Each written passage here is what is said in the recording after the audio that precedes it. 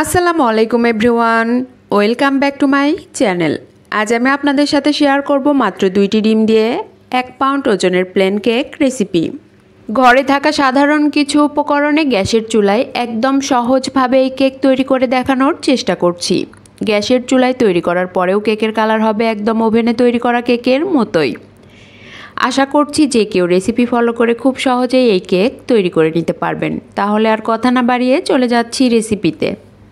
Plane cake তৈরি করার জন্য প্রথমেই শুকনো উপকরণগুলো চেলে নিব। এর জন্য একটা চালনি নিয়েছি।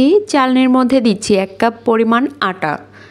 আপনারা চাইলে আটার পরিবর্তে ময়দাও ব্যবহার করতে পারেন। 1 কাপ আটার জন্য 1 চা চামচ পরিমাণ বেকিং পাউডার, সামান্য লবণ। যারা মিষ্টি খাবারে লবণ পছন্দ করেন না তারা বাদ দিতে পারেন। এবার অ্যাড করছি 2 চা চামচ পরিমাণ গুঁড়া দুধ। এটা একেবারেই অপশনাল, হাতের কাছে থাকলে দিবেন, না থাকলে বাদ দিতে পারেন। তবে গুঁড়া দুধ অ্যাড করলে কেকের স্বাদ অনেক গুণ বেড়ে যায়। সবগুলো ভালোভাবে চেলে নিচ্ছি। যে কোনো কেক তৈরি করার ক্ষেত্রে অবশ্যই চেষ্টা করবেন শুকনো উপকরণগুলো চেলে নিতে। চেলে নেওয়া হয়ে গেছে। এবার একটা স্প্যাচুলার সাহায্যে সবগুলো ভালোভাবে মিশিয়ে নিচ্ছি। মেশানো হয়ে গেছে, এখন সাইডে রেখে দিচ্ছি। এবার একটা মিক্সিং বলে ভেঙে নিচ্ছি নর্মাল তাপমাত্রার 2টি ডিম। ডিম অবশ্যই নর্মাল তাপমাত্রার হতে হবে। ফ্রিজে থাকলে 1 ঘন্টা আগে বের করে নিতে হবে।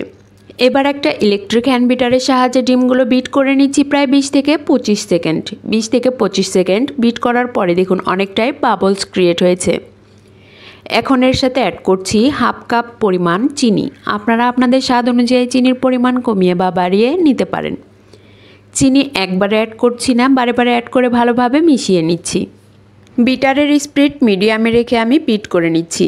আপনারা এই কাজটি যে কোনো হ্যান্ড উইক্স বা কাঁটা চামচের সাহায্যেও করতে পারেন, সেই ক্ষেত্রে সময় একটু বেশি লাগবে। ইলেকট্রিক হ্যান্ড বিটার বা হ্যান্ড উইক্স যেটা দিয়ে এই মিশ্রণ তৈরি করেন না কেন, খেয়াল রাখতে হবে চিনি যেন ভালোভাবে গলে যায়। চিনি একেবারেই গলে গেছে আর মিশ্রণের কালারও পুরো চেঞ্জ হয়ে গেছে।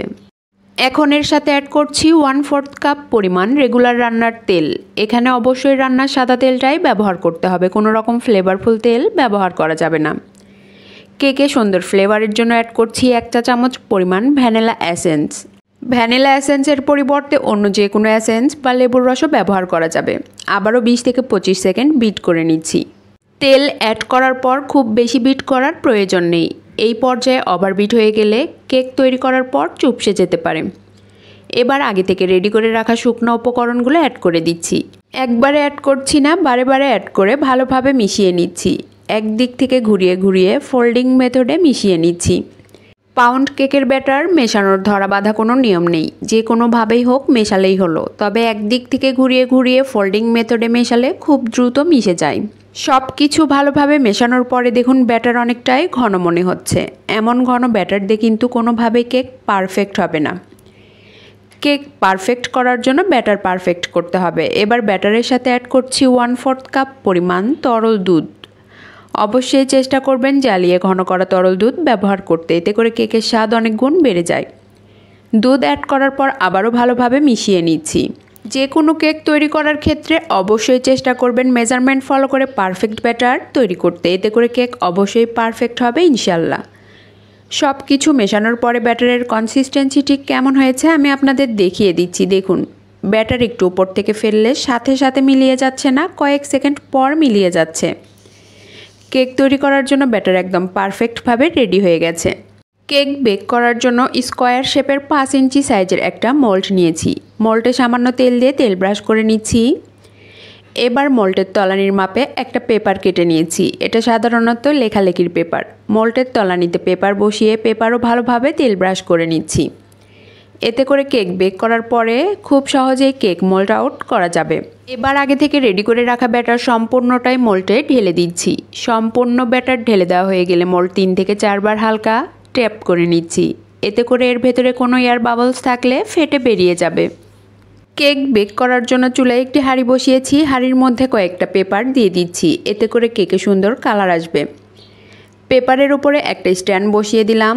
স্ট্যান্ডের উপরে কেকের মোল্ড বসিয়ে দিলাম। এবার কেকের উপরে কিছু কাঠবাদাম কুচি ছড়িয়ে দিচ্ছি, এতে করে দেখতে ভালো লাগবে। কাঠবাদাম কুচি ছড়িয়ে দেওয়া হয়ে গেলে একটা ঢাকনা দিয়ে ঢেকে প্রথম 5 মিনিট মিডিয়াম হিটে, এরপর 40 থেকে 50 মিনিট মিডিয়াম টু লো এর মাঝামাঝি হিটে বেক করে নিচ্ছি। যে কোনো কেক তৈরি করার ক্ষেত্রে অবশ্যই চেষ্টা করবেন সিলভারের হাঁড়ি ঢাকনা ব্যবহার করতে, এতে করে কেকে সুন্দর কালার আসবে। 50 থেকে 55 মিনিট পরে ঢাকনা সরিয়ে দেখুন, মাশাআল্লাহ কেক কতটা পারফেক্ট হয়েছে। একটা কাঠি দিয়ে চেক করে নিচ্ছি ভেতরেও পারফেক্টভাবে হয়েছে কিনা। কাঠি একদম ক্লিন আসছে, তার মানে ভেতরেও একদম পারফেক্টভাবে হয়ে গেছে। কেক ঠান্ডা হয়ে গেছে, এখন মোল্ড আউট করে নিচ্ছি। যে কোনো কেক বেক করার টাইম সবার ক্ষেত্রে একই রকম নাও লাগতে পারে। কেক কতটা ছোট বা বড় তার উপর নির্ভর করে কেক বেক করতে ঠিক কতটা টাইম লাগবে। দেখুন কেক কতটা পারফেক্ট হয়েছে। আপনারা বাসায় অবশ্যই একবারের জন্য হলেও ট্রাই করবেন। আমার রেসিপি আপনাদের ভালো লাগলে অবশ্যই লাইক, শেয়ার, কমেন্টস করবেন আর সাবস্ক্রাইব করে আমার পাশেই থাকবেন। এবার কেক কেটে দেখিয়ে দিচ্ছি কতটা নরম তুলতুলে আর স্পঞ্জি হয়েছে। আশা করি আমার রেসিপি আপনাদের সকলেরই অনেক ভালো লেগেছে। এতক্ষণ আমার সাথে থাকার জন্য সবাইকে অনেক অনেক ধন্যবাদ। আসসালামু আলাইকুম, আল্লাহ হাফেজ।